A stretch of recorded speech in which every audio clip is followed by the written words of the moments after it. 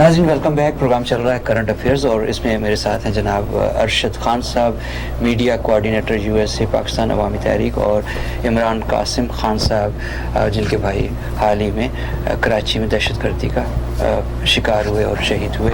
और इमरान खान साहब, आपसे मेरा सवाल है कि आपकी फैमिली से वफाकी हुकूमत या सूबाई हुकूमत ने रब्ता करके किसी किस्म की कोई यकीन दहानी कराई या नहीं?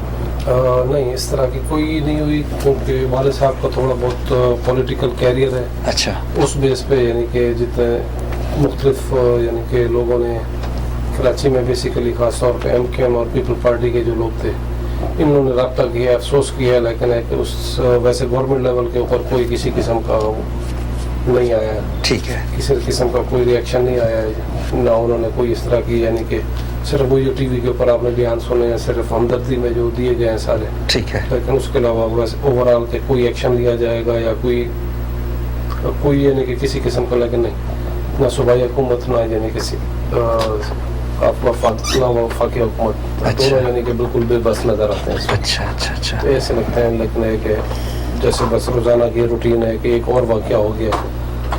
और मैं समझता हूँ आपके जज्बात को। अरशद खान साहब, बकौल राना सनाउल्लाह के मिनहाजुल कुरान के सेक्रेटेरिएट में मुल्क में अफरा तफरी फैलाने के लिए लोगों से कुरान पर हलफ लिया जा रहा था। राना सनाउल्लाह तो मैं पहले मुतअद्दिद बार कहा है कि एक नंबर का झूठा और अय्यार आदमी है जी, और इसको ना कुरान का मतलब पता है, ना हलफ का मतलब इसको पता है, ना इनके साथियों को पता है। ये आज उनको ये कि दूरबीन लगा के बैठा हुआ था कि अंदर उसको नजर आ रहा था किसी जगह से बैठे हुए को कि अंदर हल्फ लिए जा रहे हैं। हलफ तो वो लिए गए थे जो नवाज शरीफ ने जब इनको पार्टी टिकट दिए थे तो वहां एक एक मेंबर से वहां पर बैठ के हल्फ लिया गया था, कुरान के ऊपर हाथ रखवाए गए थे कि तुमने ये पार्टी के सामने टिकट दे रहे हैं और तुमने पार्टी के साथ जो है पूरी वफादारी करनी है, उसको कहते हैं हलफ। इसमें क्या हलफ देना है? ये तो वो तो एक इदारा है, वहां पर किस चीज का हलफ? वो तो सारे जो लोग वहां पर जाते हैं, वहां तो एक दुनिया जाती है उस इदारे के अंदर, वो एक यूनिवर्सिटी है, वहां किस चीज का हलफ? वहां कौन सा हलफ है? हलफ तो उन लोगों से लिया जाता है जो गैर हों या जिनके ऊपर एतबार ना हो। हम ताहिरुल कादरी के, डॉक्टर ताहिरुल कादरी के जो लोग उनके साथ चल रहे हैं, उनके जो कारकुन है पाकिस्तान अवामी तहरीक के, वो तय करके चल रहे हैं, जिसका सबूत दिया उन्होंने। आपको याद होगा कि जब धरना दिया था इस्लामाबाद में 3 दिन 4 दिन जो बारिश के अंदर, शदीद सर्दी के अंदर जब वो बैठे हुए थे, तो ये इस बात का उसमें कौन सा हल्फ था? कोई हल्फ नहीं था, लोग अपनी मर्जी से बैठे हुए थे।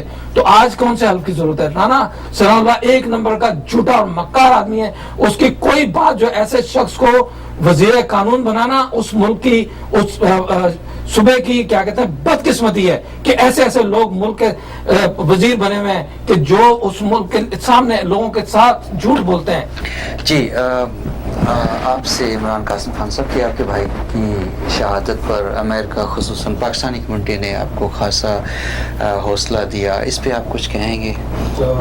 मैं सबसे पहले तो सबका शुक्रिया अदा करना चाहूँगा, क्योंकि मुझे ऐसा लगा जैसे जिस तरह फैमिली मेम्बर्स होते हैं, सारे भाइयों ने, दोस्तों ने, सब यानी कि हर तबके से तकरीबन मुख्तलिफ खास तौर पर मीडिया वाले या थोड़े बहुत सियासी जो लोग हैं या पुराने यहाँ पे, तो उन लोगों ने तकरीबन काफ़ी बढ़ चढ़ के यानी कि खास तौर पर कुरान खानी, और उस हर बंदे ने अफसोस किया है तकरीबन पूरे मुख्तलिफ यानी कि न्यूयॉर्क की मुख्तलिफ स्टेटों से काफ़ी कॉल्स आते रहे हैं, फेसबुक पे मैसेज आते रहे हैं। हालांकि जिन लोगों को मैं जानता नहीं था तो उन्होंने भी यानी कि एक तरफ दिलासा दे रहे थे और दूसरी तरफ शहादत की यानी कि मुबारक भी देते थे कि आपके भाई शहीद हैं, तो साथ साथ हौसले का भी कहते थे कि आप हौसला करें, आप अपने हिम्मत ना हारें। तो अल्लाह जो तो शहीद के घर वालों को रोना नहीं चाहिए। सही।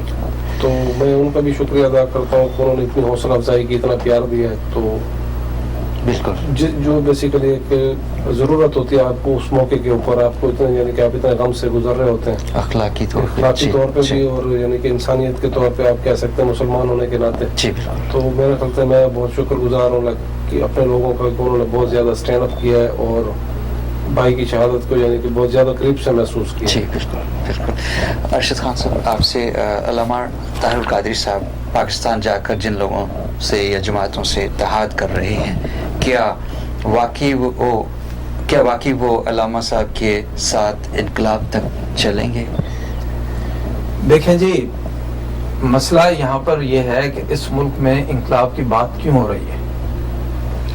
انقلاب کی بات جب ہوتی ہے کہ جب لوگوں کو ان لوگوں سے ان کا حق چھین لیا جاتا ہے، لوگوں کو انصاف فراہم نہیں کیا جاتا، جی لوگوں کو روزگار نہیں ملتا، ٹھیک ہے، ادارے ٹوٹ پھوٹ کا شکار ہوں، ٹھیک ہے، تو ایسی صورت میں جب لوگوں کے پاس داد رسی کی کوئی جگہ میسر نہ ہو تو پھر لوگ جو ہیں کسی ایسے شخص کو دیکھتے ہیں، ایسے لیڈر کو دیکھتے ہیں کہ جو آئے اور ان لوگوں کو ان جابر اور ظالم حکمرانوں سے ان کی جان چھڑائے۔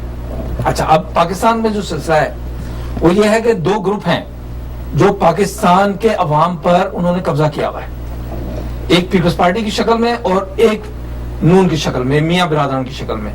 دونوں گروپ، ان کا ایک کام ہے، انہوں نے کبھی مساق جمہوریت کے نام پہ، کبھی کسی جمہوریت کے نام پہ پاکستان کو، لوگوں کو ڈرامہ بنایا ہوا ہے۔ دونوں گروپ ہی پاکستان کو بری طریقے سے لوٹ رہے ہیں، دونوں گروپ ہی پاکستان کے عوام کو کچھ نہیں دے رہے، دونوں گروپ ہی پاکستان کے سرمایہ کو غیر دوسرے ممالک میں منتقل کرنے میں مصروف ہیں، اپنی اولادوں کو سیکیور کرنے میں مصروف ہیں۔ انہوں نے اپنی باریاں لگائی ہوئی ہیں، اپنے مرنے کے بعد اپنے بچوں کی بھی باریاں لگائی ہوئی ہیں، اپنی زندگی کے اندر اپنے بچوں کے مستقبل کو پاکستان کے عوام کے اوپر وہ مسلط کر کے سکون سے بیٹھنا چاہتے ہیں۔ اب یہ ہم نہیں ہونے دیں گے۔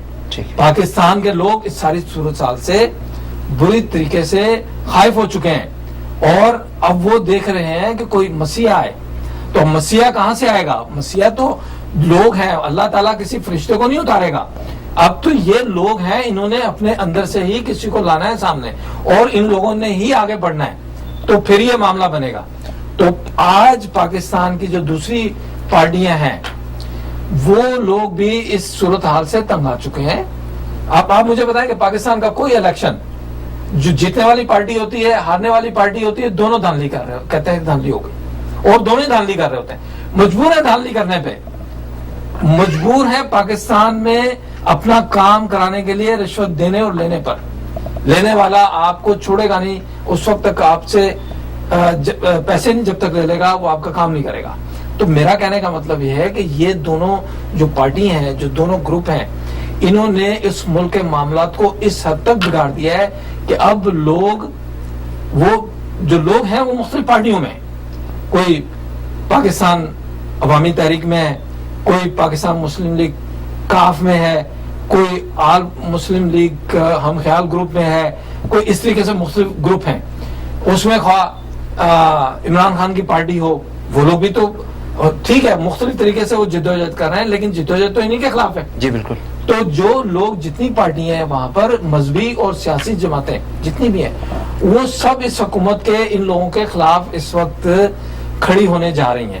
ان لوگوں نے پاکستان کے جو وقار ہے پاکستان کا، اس کو تباہ و برباد کر دیا ہے۔ آپ یہ دیکھیں کہ ایک ملک کا سربراہ جو وزیر اعظم کی شکل میں، وہ پہلے وہ پریزیڈنٹ تھا زرداری، جب کوئی طوفان آتا تھا، سیلاب آتا تھا، وہ بھاگ جاتا تھا مختلف ملکوں میں، وہاں جا کے دورے کر رہا، اس کو پتہ ہی نہیں تھا کیا ہو رہا ہے ملک کے اندر۔ یہ وزیر اعظم ہے، یہ جناب پتہ چلا کہ جی وہ سری لنکا چلے گئے، فلاں جگہ پاکستان میں قیامت ٹوٹی ہوئی ہے، یہ جناب ادھر سے ادھر بھاگتے پھر۔ تو یہ ایک وزیر اعظم ہے، یہ تو صرف اپنے معاملات کو، دولت کے معاملات کو سیکیور کرنے میں لگے ہوئے ہیں۔ تو لہٰذا ایسی صورتحال کے اندر لوگ انقلاب نہیں دیکھیں گے تو کیا ہوگا؟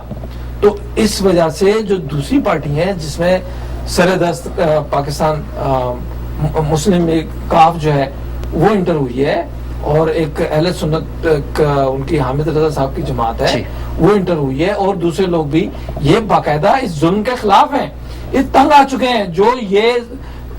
جو مذہبی جماعتیں ہیں وہ بھی دیکھ رہی ہیں کہ ہمیں کوئی ایسا مسیحا ملے کہ جس کے ذریعے ہم اس نظام سے اپنی جان چھڑا سکیں۔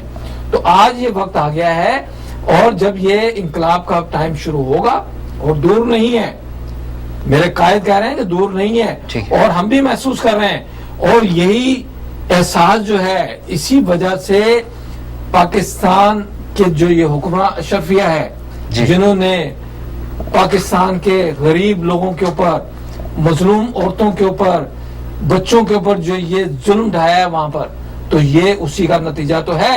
یہ اتنے زیادہ ڈر چکے ہیں کہ انہوں نے یہ کاروائی کی ہے اس معاملے کو۔ اس کے اندر آپ دیکھیں کہ ان کے جو لوگ تھے، ایک وہ گلو پٹ پتہ نہیں کیا چیز ہے، بٹ نام کی ایک چیز ہے، جی وہ بدماش بنا ہوا ہے، وہ پولیس کو لیڈ کر رہا تھا. جی جی جو پولیس کو لیڈ کر رہا تھا، پولیس کی سرپرستی میں نہیں تھا، وہ پولیس کو لیڈ کر رہا. لوگ غلط کہہ رہے ہاں ہیں جی. ٹی وی کے وہ جی پولیس کی سرپرستی، نو، وہ پولیس کو لیڈ کر رہا تھا. وہ اس وقت ان کا آئی جی سے اوپر اس کا ہاتھ تھا. وہ شخص اس نے اپنے طریقے سے سارا کام کرایا. انہوں نے بھیجا اس کو کہ تم نے آرگنائز طریقے سے اس آپریشن کو کسی بھی طریقے سے لوز نہیں ہونے دینا، تم نے پورا کام کرا کے آنا ہے. اور وہ جب اس نے دیکھا کہ سارا کام اس کے ان کے جو آقا ہیں ان کی مرضی سے ہو رہا ہے، تو اس نے اٹھا کے گاڑیاں توڑنا شروع کر دی.